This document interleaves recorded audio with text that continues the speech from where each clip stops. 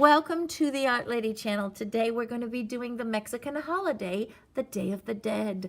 And we're going to be making some of these patterned sugar skulls. Let me show you what my students did last week. Right here, they came up with these really awesome, cool designs.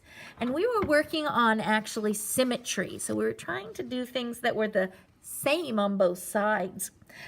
Dia de los Muertos, I hope I said that right, is the Mexican holiday, and this is actually representing the sugar skulls that they would put out in honor of their relatives that have passed away. It's a beautiful holiday so that they always remember their loved ones that have died, and it's a wonderful, wonderful holiday and in honor of their family members, and I think it's really quite beautiful. But anyways, we're going to go ahead and I'm going to show you quickly how my students did this. Again, you can see how it's symmetrical, same on both sides. Let me show you one other example here. Actually, two. We use some stencils. You can really use, decorate this with anything you want. You can even just hand paint this.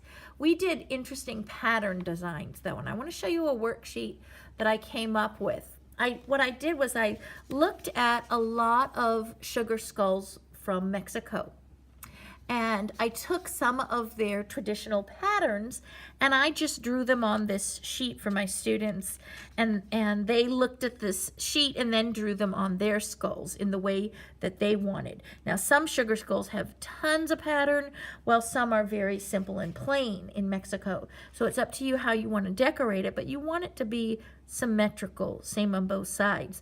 I did see a lot of this marigold type and flower design in the Mexican artwork on the Day of the Dead, and that represents joyful, happy celebrations. Like if you think of when somebody gives you flowers, how you're happy. So that brings out the happiness of this holiday. The holiday is not a scary holiday in Mexico. It is not something that is gruesome or gory, or there's no bloody things coming out of the skulls. It's all positive and happy, remembering the good times and the good memories of people who have died.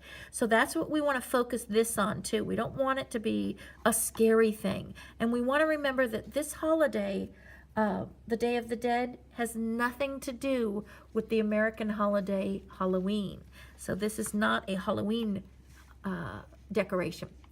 These skull patterns that I'm showing you now, this I got from Coloring Castle, the website Coloring Castle, and you can download these and print them off and color them yourself.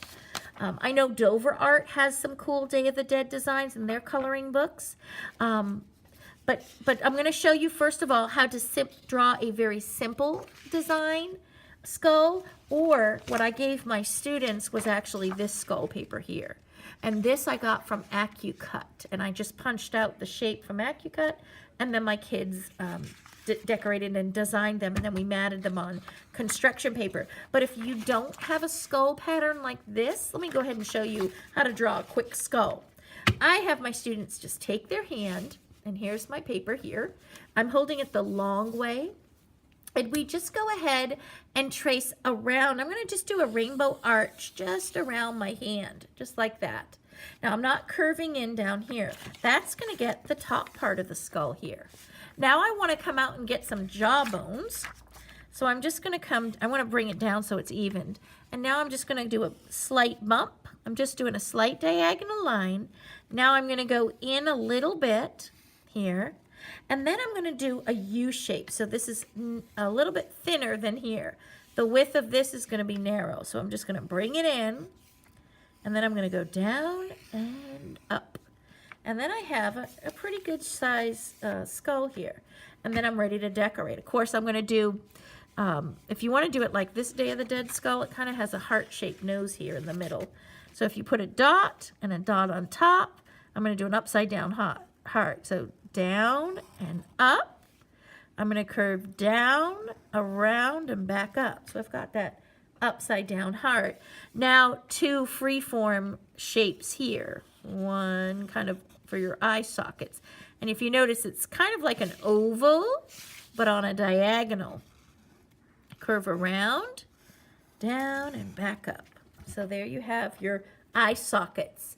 And that's if you want to draw actually your own skull.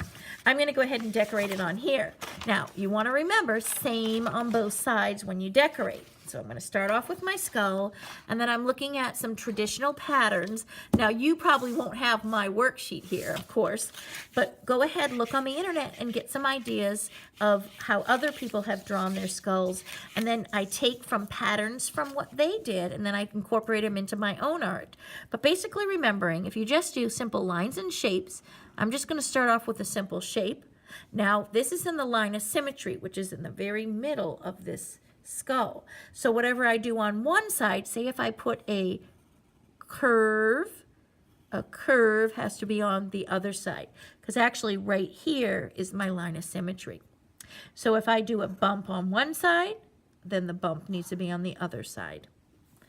So if you do imaginary line of symmetry. So then I just start designing from here. I kind of want some spikes coming out of my eyeballs or eye sockets.